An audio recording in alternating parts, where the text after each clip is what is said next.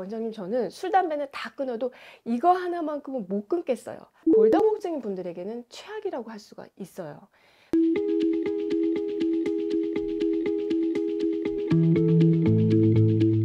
안녕하세요. 정산화해서 라이프 레시피 정나래입니다. 여러분, 질병은요, 나이가 아니라 생활 습관에서 비롯됩니다. 모든 병이 그렇지만 뼈가 약해지는 이 골다공증은 예방과 관리에 있어서 특히 이 먹는 식습관이 굉장히 중요해요. 칼슘제, 영양제를 아무리 열심히 먹어도 내가 매일 먹는 음식이 만약에 뼈를 녹여서 새어나가게 하는 음식이라면 어떻겠어요? 또 섭취한 칼슘이 뼈로 들어가야 하는데 뼈로 들어가지 못하게 방해하는 음식이라면은 효율이 정말 떨어지겠죠. 새는 바가지에 물을 묻는 격이 됩니다. 우리가 흔하게 먹는 음식 중에서 이런 음식들이 있는데요. 그 중에서 이 세 가지만큼은 여러분이 웬만하면 피하셨으면 해요. 첫 번째가 탄산음료입니다. 간혹 탄산음료 마시면 뼈가 삭는다 이런 말씀 아마 들어보셨을 텐데 이게 탄산 때문이라고 생각하는 분들이 있으세요. 그런데 탄산 때문이 아니고요. 다른 이유가 있습니다.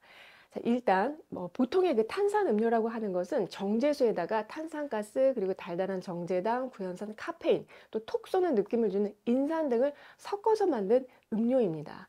영양소가 1도 없어요. 그렇지만은 그 달고 톡 쏘는 시원한 청량감 때문에 느끼한 음식이나 자극적인 음식을 먹을 때 찾게 되는데요.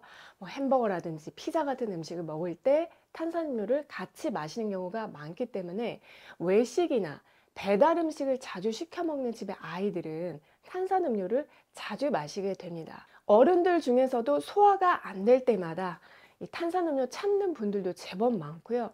제 환자분 중에 한 분도 40대 초반이셨는데 고혈압에 당뇨 전 단계, 고지혈증, 비만, 이 대사증후군 때문에 저를 찾아왔는데 식습관을 제가 이렇게 체크하다가 그분이 이러시는 거예요. 원장님 저는 술, 담배는 다 끊어도 이거 하나만큼은 못 끊겠어요. 하던 게 바로 탄산음료였어요. 그만큼 중독성이 강해서 어릴 때 자주 먹던 아이들은 커서도 탄산음료에 중독되는 경우가 많은데요. 맛의 고양이 돼버리는 거죠. 어릴 때 먹던 그 맛. 그래서 어릴 때부터 이런 탄산음료는 멀리하는 그런 관리가 굉장히 중요해요. 제가 탄산음료에 대해서 할 말이 많다 보니까 얘기가 좀 길어졌는데 탄산음료가 뼈에 독이 되는 이유는 먼저 인 때문인데요. 자, 인은 체내 pH 농도의 그런 평형을 유지하고 정상적인 생리대사가 이루어지기 위해서 신체의 모든 세포에서 필요로 하는 필수 미네랄입니다. 몸속에 있는 대부분의 인은요, 인산염의 형태로 존재하고 한 85%가 뼈에 들어있는데요. 많은 영양소 중에서 이 인의 중요성이 특별히 강조되지 않는 이유가 쌀이나 고기 같은 그런 주식, 거의 모든 식품에 골고루 들어있기 때문에 부족해서 문제가 생길 일이 거의 없어요. 오히려 다양한 그런 식품 첨가물로 인산이 추가되기 때문에 과잉이 항상 문제가 되는데요. 국민건강통계 자료에 따르면 한국인은 칼슘 섭취는 부족하고 인 섭취량은 넘쳐서 거의 한 2.3배 이상을 먹고 있는 것으로 알려져 있습니다. 여러분, 영양소끼리도 서로 상호작용을 하거든요. 그러니까 칼슘하고 인이 서로 기량작용을 합니다. 무슨 말이냐면 가장 이상적인 칼슘하고 인의 섭취 비율은 한 1대1 정도인데 칼슘보다 인 섭취량이 지나치면은 뼈로 가는 칼슘 흡수를 방해해서 서로 효과를 상쇄시킵니다. 그러니까 인과 칼슘이 체내에서 결합을 하면은 인산칼슘이 돼서 대변으로 빠져나가게 돼요. 칼슘이 몸 밖으로 새어 나가면 나갈수록 이 뼈의 골밀도를 떨어뜨리기 때문에 탄산음료는 골다공증인 분들에게는 최악이라고 할 수가 있어요. 그리고 또 이 체내 인 농도가 높아지면은 칼슘을 조절하는 호르몬이 부갑상선 호르몬에도 영향을 끼쳐서 칼슘 흡수 장애가 생기면 골다공증이 더 심해질 수가 있습니다. 탄산음료가 뼈에 독이 되는 또 다른 이유는 단맛 때문인데요. 자, 한의학에서는 토극수라고 해서 토에 해당하는 이 단맛이 과잉이 되면은 수에 해당하는 뼈를 억제해서 약하게 한다고 해요. 그러니까 실제로 과도한 당분은요, 체액을 산성화시키고 이것을 중화하기 위해서 뼈 속에 있던 칼슘이 밖으로 빠져나오게 됩니다. 단맛을 내는 대표적인 성분이 설탕이죠. 저 콜라 한 캔에 각설탕이 몇 개가 들어있을까요? 제품마다 차이가 있지만 한 350ml짜리 캔 한 개라고 하면은 37g의 당류가 들어있는데요. 각설탕 한 개 무게가 한 2.4에서 3g, 그러니까 한 3g이라고 치면은 콜라 한 캔에 12개가 넘는 각설탕이 들어가 있는 거예요. 그리고 더 값싸게 단맛을 내기 위해서 설탕이 아니라 액상과당을 첨가한 탄산음료도 많은데요. 액상과당은 혈당을 더 금방 높이고 체지방으로 빠르게 전환이 되고 무엇보다도 간에서 대사되기 때문에 액상과당이 첨가된 탄산음료를 자주 마시면 마실수록 이 간 건강에는 정말 나쁜 영향을 끼치는 그런 원인이 되기도 합니다. 골다공증의 최악인 두 번째 음식은 고카페인 음식입니다. 우리가 흔히 먹는 음식 중에서요, 카페인이 함유된 대표적인 음식이 6가지인데요. 커피, 녹차, 홍차, 에너지 드링크류, 초콜릿, 그리고 탄산음료인 콜라에도 카페인이 들어가 있어요. 자, 카페인은 우리 몸에서 활력을 주어서 피로 회복에도 도움을 주는 그런 장점이 있지만 비타민과 칼슘의 미네랄 흡수를 방해하는 작용을 합니다. 그리고 이뇨작용으로 인해서 소변으로 칼슘이 빠져나가게 하는데요. 카페인을 하루 330mg 이상 섭취하면 골다공증을 유발할 수 있다고 보고 있습니다. 자, 여러분이 더 와닿을 수 있게 식품별 이 카페인 함량을 한번 비교를 해보면요. 카페에서 우리가 보통 사 먹는 커피 음료 레귤러 사이즈가 300ml 정도 되거든요. 커피 종류나 추출법에 따라서도 이 카페인 함량이 달라질 수는 있는데, 예를 들어 자 스타벅스 톨 사이즈 이게 355ml인데 아메리카노 투샷에는요 150mg의 카페인이 들어있어서 하루 커피 한두 잔까지는 괜찮다고는 하는데, 또 다른 식품들을 보면은 250ml짜리 에너지 음료, 예를 들어 레드불 한 캔에는 80mg, 그리고 250ml짜리 콜라 한 캔에는 25mg, 녹차 한 잔 200ml짜리에는 22mg, 홍차 한 잔 여기는 47mg, 초콜릿은 가나 초콜릿 바 한 개가 70g짜리인데 한 37mg의 카페인이 들어 있습니다.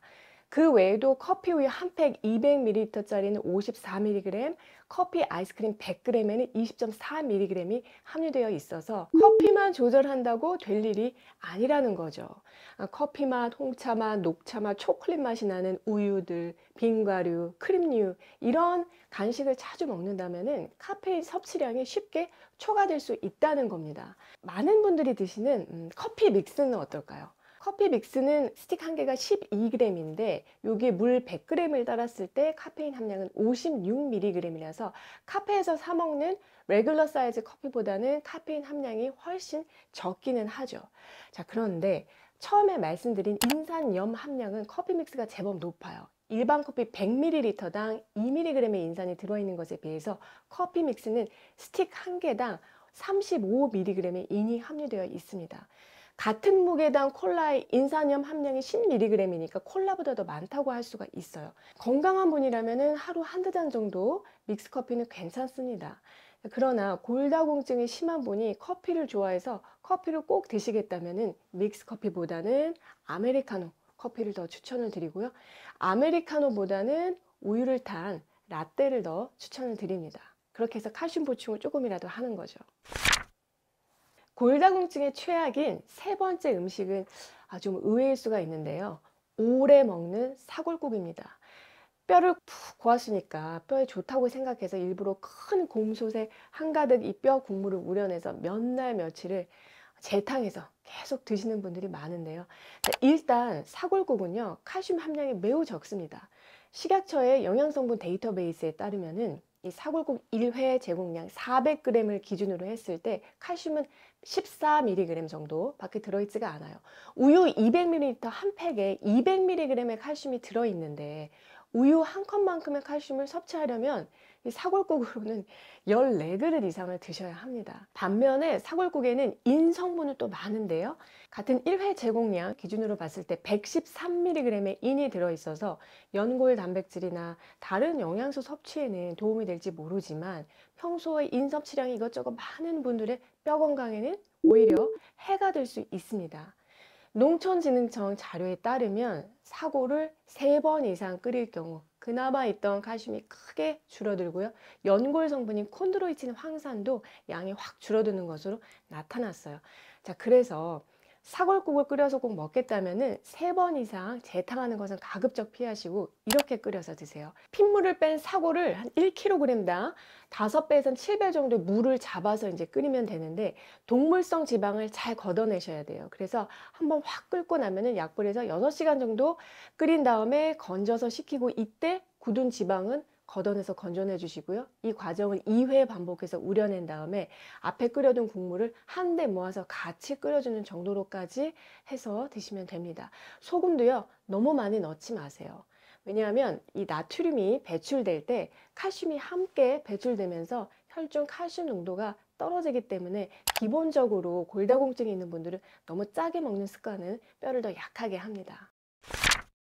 오늘 내용을 다시 한번 정리하면, 골다공증의 최악인 음식 3가지를 알려드렸는데요. 자, 첫 번째, 탄산음료는 반드시 끊으셔야 하고, 두 번째, 고카페인 음식들은 커피 말고도 어떤 음식들이 있는지 잘 알아두셨다가 이 카페인 섭취 양, 총량을 제한해서 드셔야 하고, 세 번째, 사골국은 한두 번 드시는 것은 괜찮지만 칼슘은 적고 인 함량은 상대적으로 너무 많기 때문에 몇 날 며칠 너무 오래 드시는 것은 웬만하면 피하시는 것이 좋겠습니다. 뼈가 약한 분들은 미리미리 뼈 건강 잘 챙기셨으면 하고요. 골다공증이 있는 분들은 슬기로운 식지생활 하시면서 쾌유하시기를 기원드립니다. 저는 다음에 또 좋은 내용으로 찾아뵐게요. 평소에 어떤 음식을 어떻게 먹으면 좋을지 개인적으로 궁금하신 점 있으시면요, 식치 상담소로 사연 보내주시면 1:1 코칭을 해드리고 있습니다.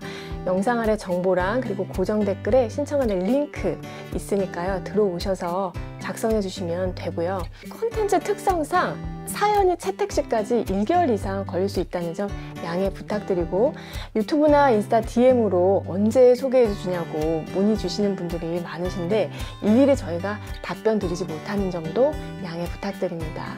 사연이 채택되신 분들께는 저희가 개별 연락 드릴 테니까 편한 마음으로 기다려 주셨으면 하고요. 채택된 사연은 식지상담소 코너에서 확인하실 수 있으니까 보시고 도움 받으셨으면 합니다.